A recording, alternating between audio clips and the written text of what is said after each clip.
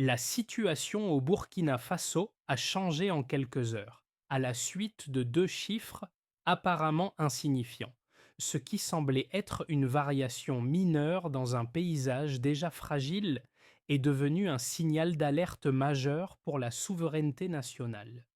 Ibrahim Traoré, parmi les rares à percevoir cette anomalie, a rapidement identifié ce que d'autres n'ont pas vu, un petit écart devenant un indicateur central d'une menace imminente.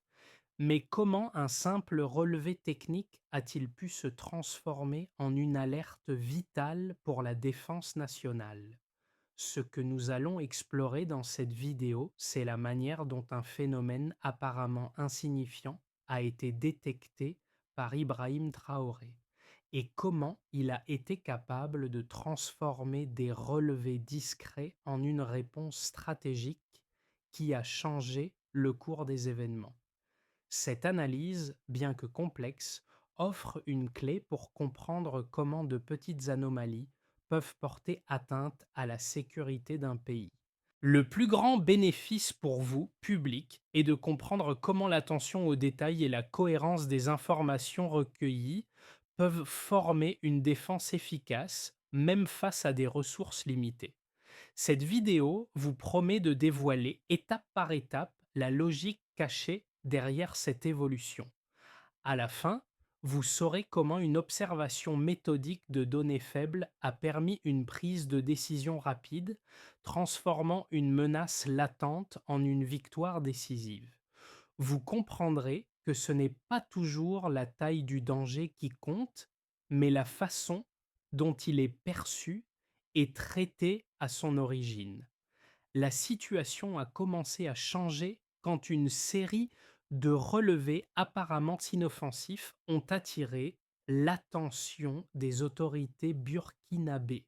Ces données, collectées à des points distants du pays, montraient une répétition anormale des signaux dans des zones sensibles.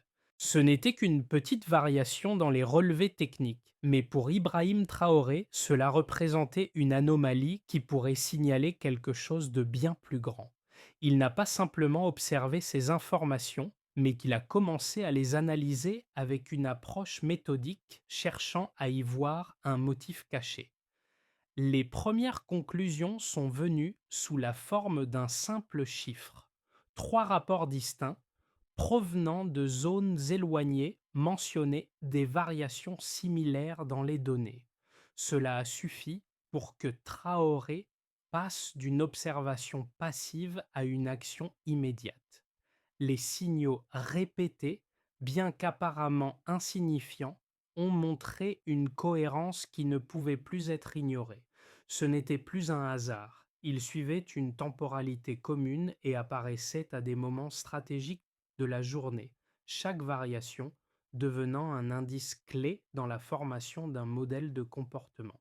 Ces observations, souvent négligées par les analystes intermédiaires, sont devenues les premiers signes d'une menace ciblée.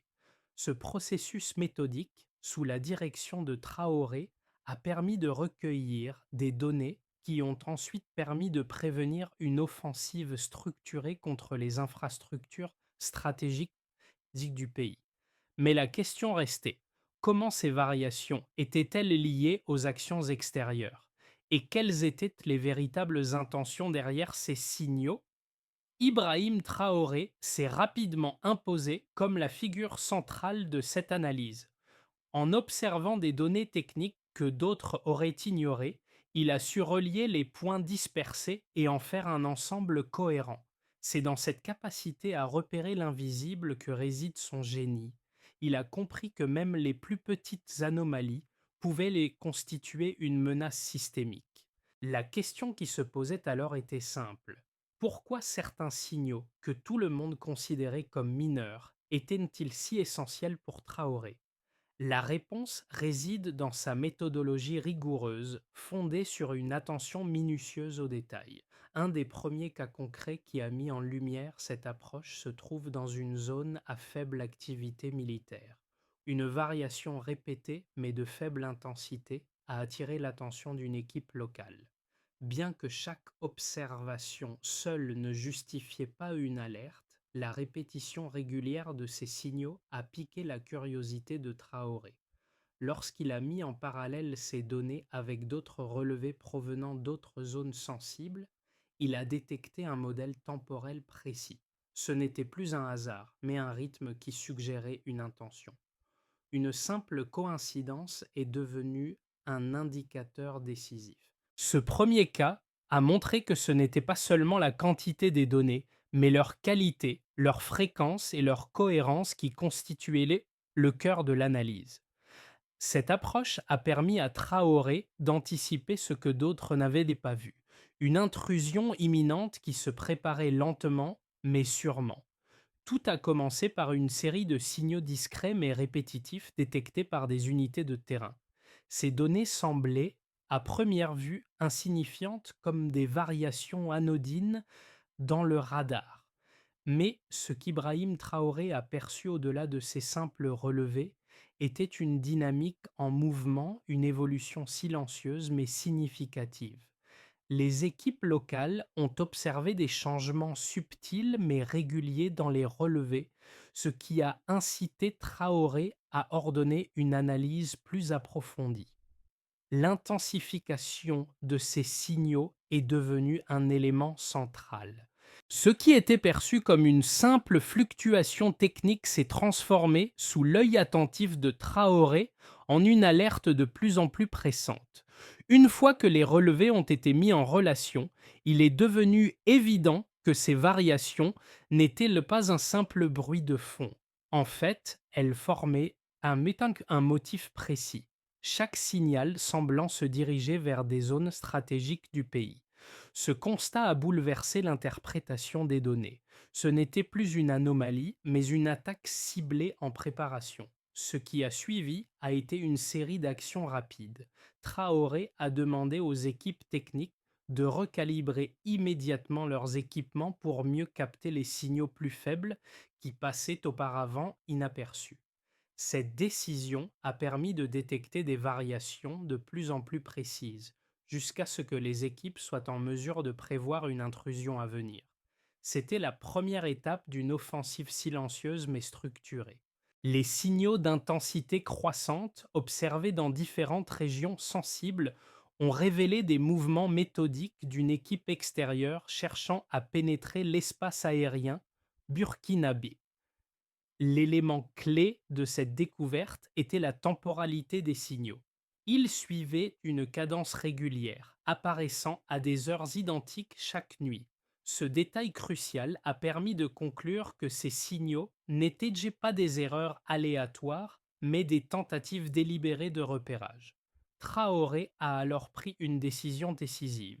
Il a ordonné de consolider toutes les données dans un seul réseau de surveillance, permettant une vue d'ensemble en temps réel. Cela a facilité une analyse encore plus fine des trajectoires suspectes afin de mieux comprendre la nature de la menace. En parallèle, les unités au sol ont continué à observer de près chaque variation. La progression des signaux est devenue de plus en plus évidente. Chaque heure qui passait, les équipes de surveillance enregistraient de nouvelles données sur l'intensité et la direction des signaux. Peu à peu, il est devenu clair que l'intrusion n'était plus une possibilité, mais une certitude. Les signaux, qui étaient autrefois perçus comme faibles, ont soudainement pris un sens précis. Leur régularité et leur cohérence ont changé la perception du danger. Ce n'était plus une anomalie technique, mais une véritable menace en préparation. L'évolution des événements a pris un tournant décisif lorsqu'un modèle stable Digital a émergé. Les équipes ont pu identifier un schéma dans la manière dont les signaux se superposaient, avec une intensité croissante qui pointait directement vers des zones sensibles.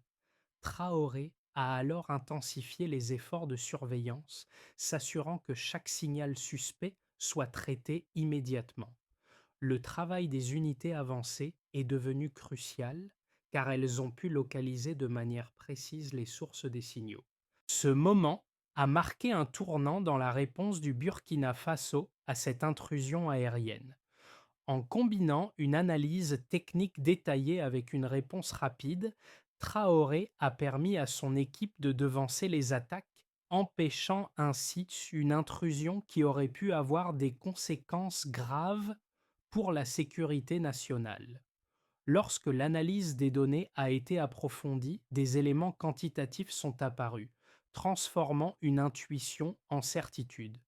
La collecte des signaux et leur superposition ont révélé un écart mesurable entre ce qui était considéré comme une simple anomalie et ce qui s'est finalement avéré être une menace concrète. Chaque chiffre, chaque donnée a joué un rôle crucial dans la construction de ce modèle de défense. Le premier indicateur significatif est venu sous la forme de l'altitude à laquelle les drones ont évolué. Le premier appareil observé se trouvait à 2000 mètres d'altitude, une hauteur typique pour les missions de reconnaissance discrète au-dessus de la portée des radars locaux.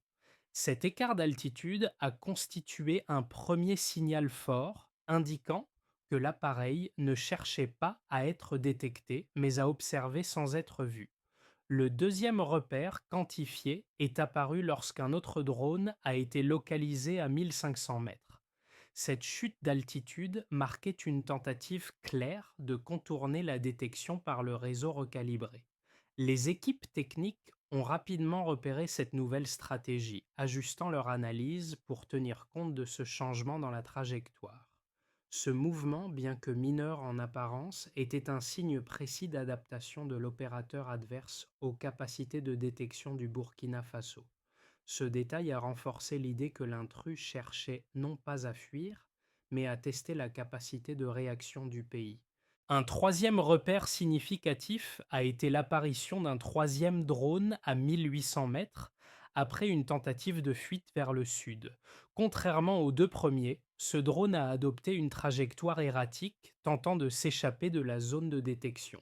Ce changement de comportement, une rupture avec les mouvements réguliers des appareils précédents, a montré une faiblesse dans le dispositif de défense. Toutefois, les équipes locales ont pu repérer cette variation de manière plus rapide et plus précise grâce aux ajustements techniques apportés au système. L'altitude, bien que décisive, n'était qu'un des indicateurs. Un autre facteur clé a été la vitesse des drones. Le premier appareil a été détecté en vol à 400 km/h, une vitesse suffisamment élevée pour réduire le temps de réaction des équipes de surveillance. Cependant, malgré cette contrainte, les unités burkinabées ont pu réagir rapidement, prouvant que le recalibrage du réseau avait non seulement amélioré la détection, mais aussi la vitesse d'interception des menaces. Les informations obtenues de ces trois drones ont été la clé pour confirmer l'intention de l'opérateur adverse. Observer, tester les capacités de détection, puis tenter d'échapper à la réponse de défense. Ces chiffres ont permis de comprendre que l'adversaire n'opérait pas à pleine capacité. Ce n'était pas une tentative d'intrusion banale, mais un test méthodique de l'efficacité du réseau burkinabé. En utilisant ces repères quantitatifs, Ibrahim Traoré a pu formuler une stratégie de défense basée sur la vitesse de réaction et l'adaptabilité. Les chiffres ne se limitaient pas à des données techniques. Ils formaient un véritable modèle qui a permis de prédire les actions futures de l'adversaire et d'orienter les décisions tactiques des équipes de surveillance. L'analyse des données chiffrées a révélé un schéma plus vaste. Chaque drone, à chaque étape, ajustait son comportement en fonction de la réponse burkinabé. Ce processus d'adaptation en temps réel a montré que l'intrus ne cherchait pas à simplement pénétrer l'espace aérien, mais à comprendre et à exploiter les faiblesses du système de défense national. Ces chiffres ont donc fourni la base pour une action préemptive, qui a permis de neutraliser l'intrusion avant qu'elle n'atteigne son objectif. L'analyse des données a rapidement révélé des divergences d'opinion parmi les experts. Deux interprétations opposées ont émergé suite à l'analyse des événements et des résultats obtenus après la neutralisation des drones.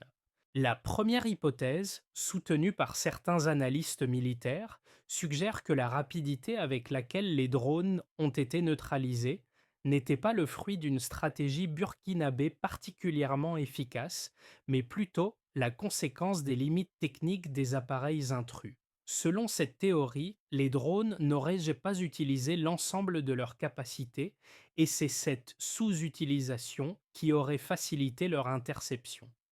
Ces analystes soulignent que le réseau de défense burkinabé, bien qu'en amélioration, reste encore relativement obsolète. Ils considèrent que si les drones avaient déployé tout leur potentiel, l'issue de l'incident aurait pu être très différente, peut-être même désastreuse. L'autre lecture, plus optimiste, met en avant la performance réelle du système de défense burkinabé. Les défenseurs de cette position insistent sur le fait que, même si les drones étaient techniquement sous-optimales, le fait qu'ils aient été détectés et neutralisés si rapidement démontre l'efficacité du travail de recalibrage des réseaux de surveillance coordonnés par Ibrahim Traoré. Cette interprétation souligne que l'aptitude des équipes burkinabées à détecter et à réagir rapidement, même avec un matériel jugé obsolète, constitue un véritable exploit. Pour ces analystes, ce n'est pas la faiblesse des drones qui explique la victoire, mais l'ingéniosité et l'adaptabilité des défenseurs. Le débat entre ces deux lectures montre bien les limites de la technologie seule et l'importance d'une stratégie humaine et d'une capacité d'adaptation face à des menaces de plus en plus sophistiquées. D'un côté, la vision plus sceptique remet en question la réelle efficacité du système de défense en soulignant que la victoire burkinabé pourrait ne pas être réplicable contre des adversaires mieux équipés.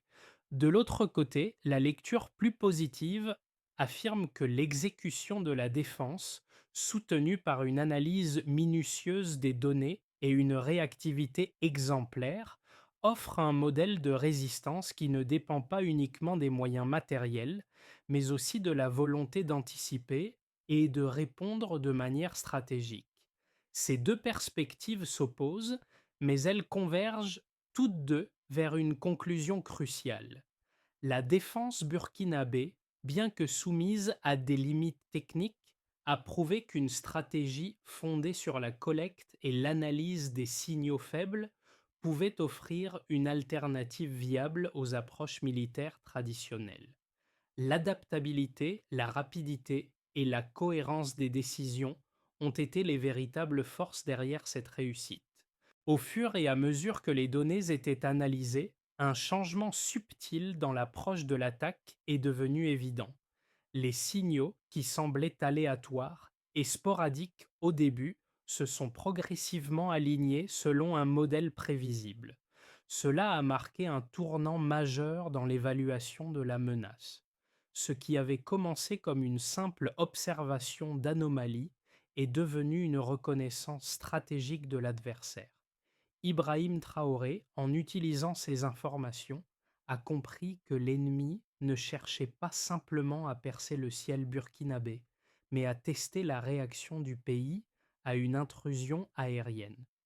Les signaux étaient mesurés, méthodiques et semblaient presque préprogrammés pour exploiter les faiblesses du système. Ce tournant a changé la perspective. Ce n'était plus une attaque brusque ou impulsive, mais une opération structurée, un test progressif de la réponse burkinabé. En analysant les signaux avec cette nouvelle compréhension, Traoré a ajusté les stratégies de surveillance et de défense. Il a su que chaque variation, chaque ajustement de l'altitude ou de la vitesse des drones portait une information cruciale sur l'intention de l'ennemi. Ce n'était plus une coïncidence, mais un jeu d'observation calculé, et le Burkina Faso était désormais prêt à répondre à chaque mouvement. Les conséquences immédiates de l'intervention des équipes burkinabées ont été profondes et multiples, touchant aussi bien le niveau national qu'international. En quelques minutes, la neutralisation des 3 drones a non seulement prouvé l'efficacité du système de défense, mais a également redéfini la perception de la vulnérabilité du Burkina Faso, aussi bien à l'intérieur qu'à l'extérieur de ses frontières. À l'échelle nationale, cette opération a renforcé la confiance des citoyens dans leur capacité à se défendre, même face à une technologie plus avancée. Pour la première fois, les Burkinabés ont vu que leur pays pouvait réagir efficacement à des intrusions extérieures, et ce, malgré des ressources limitées. Cette prise de conscience a modifié la manière dont les civils percevaient leur propre rôle dans la défense du pays.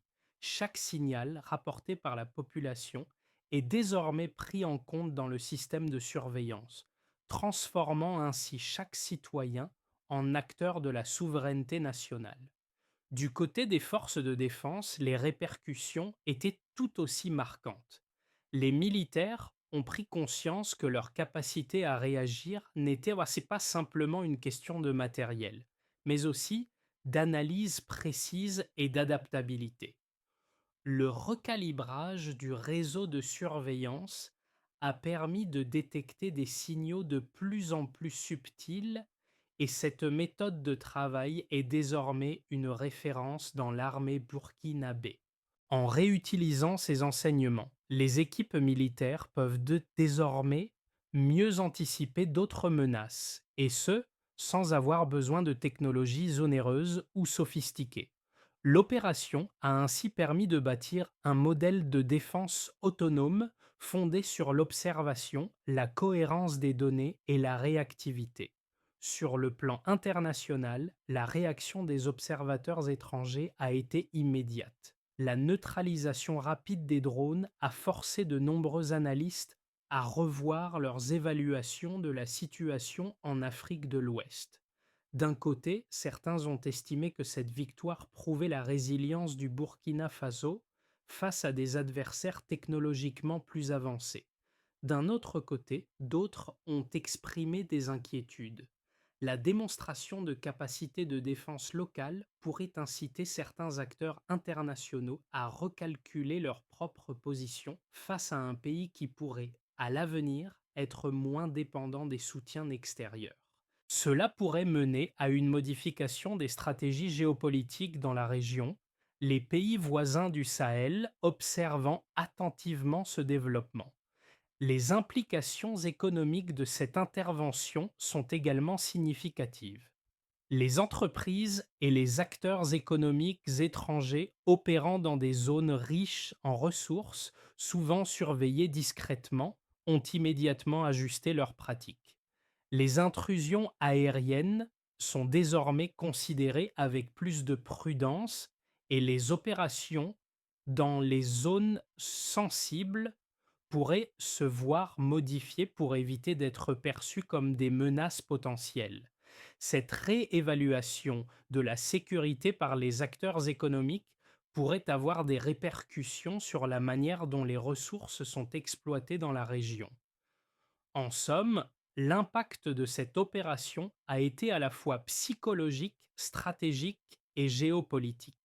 Le Burkina Faso, en réussissant à neutraliser des intrusions aériennes sophistiquées, a non seulement démontré sa capacité à se défendre, mais a aussi montré que même avec des moyens limités, un pays peut renforcer sa souveraineté.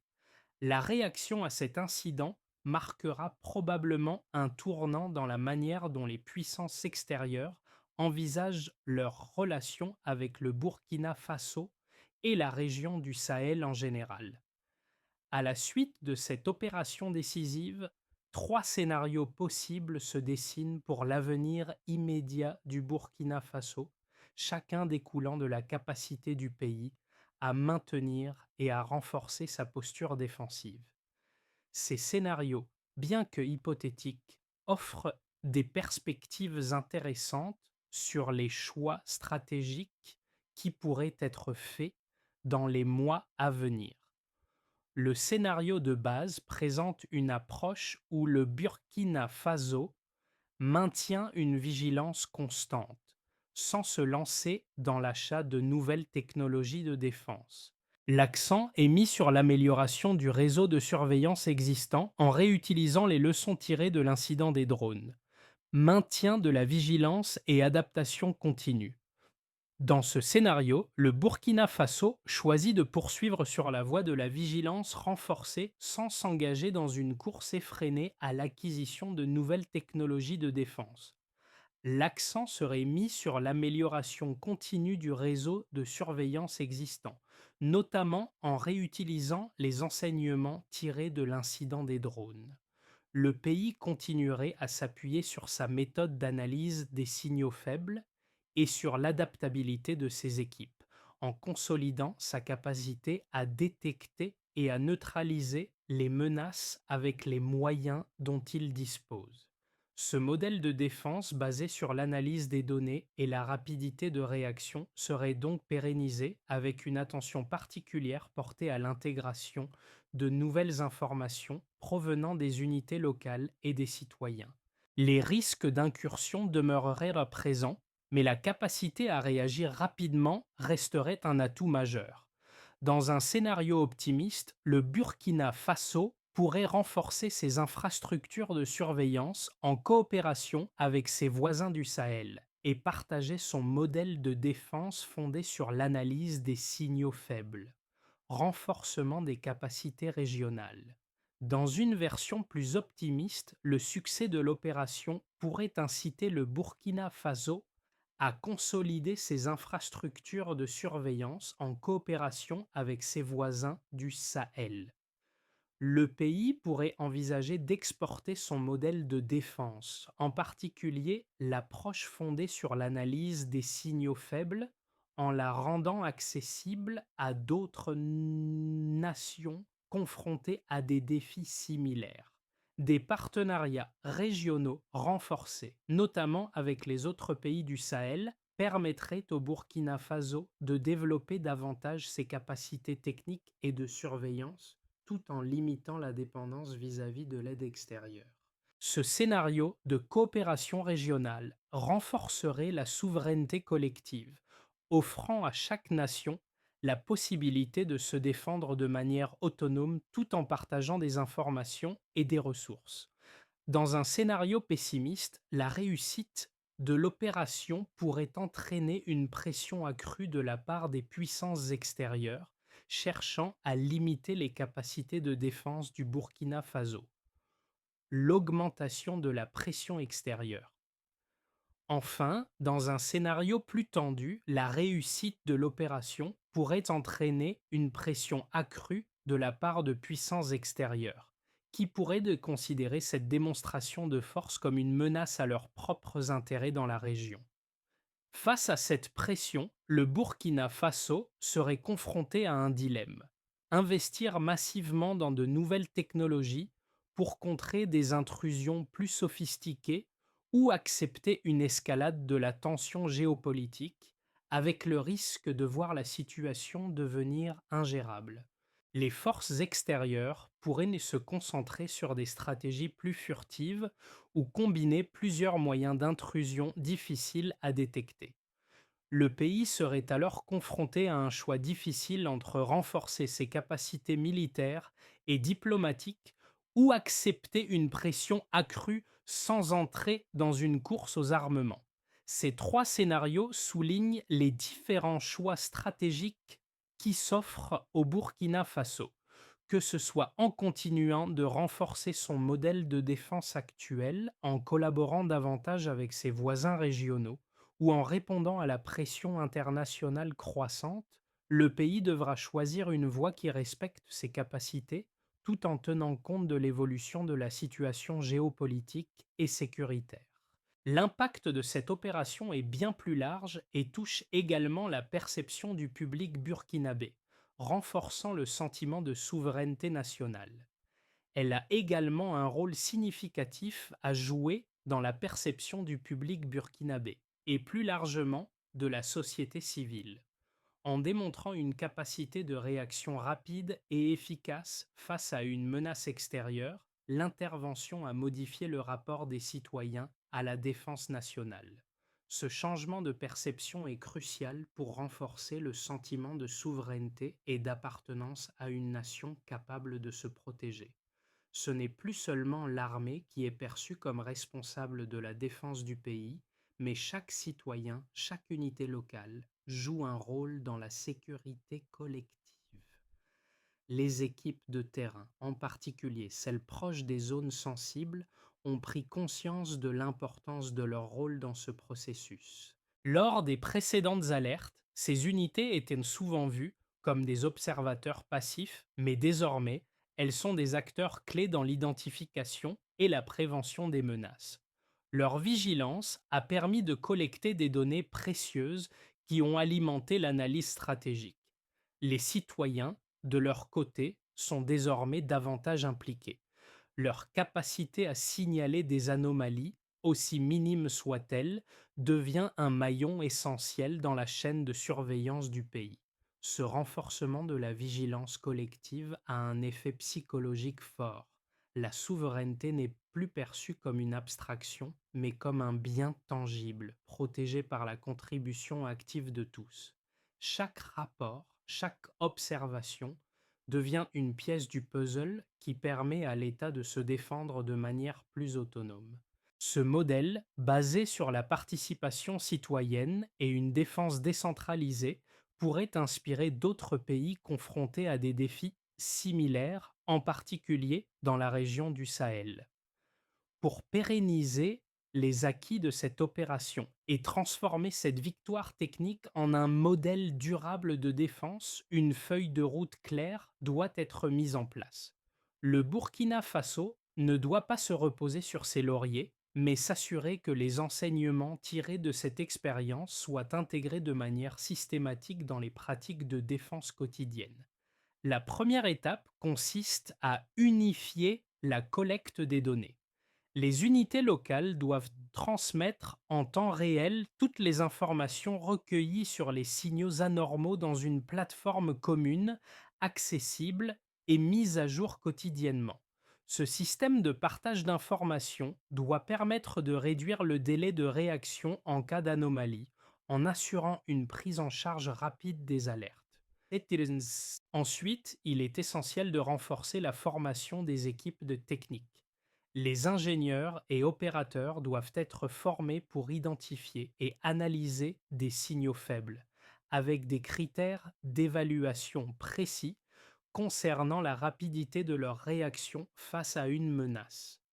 L'objectif est de réduire au minimum le temps nécessaire pour confirmer ou infirmer un signal suspect, ce qui est crucial pour la mise en œuvre de réponses rapides et efficaces.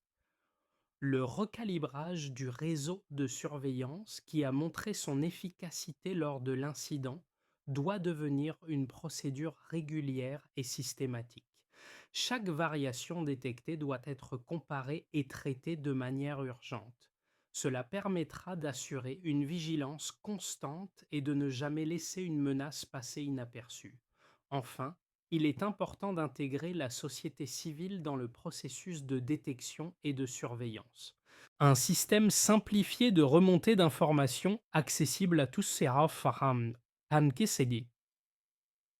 à tous doit être mis en place pour permettre aux citoyens de signaler facilement toute anomalie sans alourdir le réseau de surveillance. Le succès de cette méthode sera mesuré par le nombre d'observations pertinentes collectées.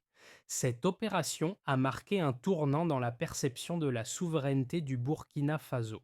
Ce qui semblait au départ être une simple alerte a rapidement montré qu'un pays n'a pas besoin d'une armée lourde ou de technologies de pointe pour protéger ses frontières. La véritable force réside dans la capacité à lire les signaux faibles et à réagir avec précision et rapidité. Ibrahim Traoré, en concentrant l'attention sur les détails souvent ignorés, a démontré que la vigilance et l'adaptabilité sont des armes tout aussi puissantes que l'arsenal militaire. Les unités locales, les équipes techniques et la population, désormais plus impliquées, ont tous contribué à ce succès collectif. Cela rappelle que la souveraineté, loin d'être une simple notion abstraite, se construit chaque jour à travers de petites actions qui, ensemble, forment un tout-puissant. Le Burkina Faso n'a pas seulement neutralisé des drones, il a réaffirmé sa capacité à défendre sa souveraineté, non pas par la force brute, mais par la rigueur et la cohérence des décisions prises à chaque étape. Ce moment de triomphe devrait résonner au-delà des frontières du pays, comme un exemple de ce que la résilience et la détermination collective peuvent accomplir face à l'adversité. Un modèle à suivre.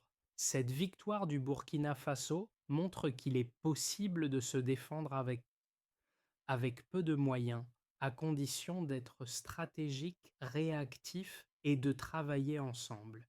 Mais cette réussite ne doit pas être un point final, elle doit servir de point de départ pour une évolution continue. L'expérience de Traoré et de ses équipes démontre l'importance d'une vigilance partagée où chaque individu, chaque unité a un rôle à jouer dans la sécurité collective.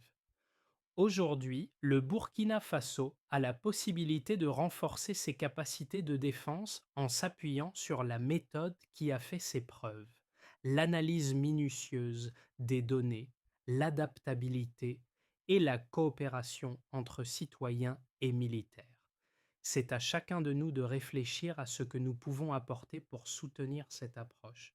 Que pouvons-nous faire pour participer à cette vigilance collective? Chaque détail compte. Chaque observation peut devenir un élément essentiel dans la construction d'une défense nationale plus forte. Ce n'est qu'en restant unis et vigilants que nous pourrons garantir une souveraineté durable et préserver notre indépendance.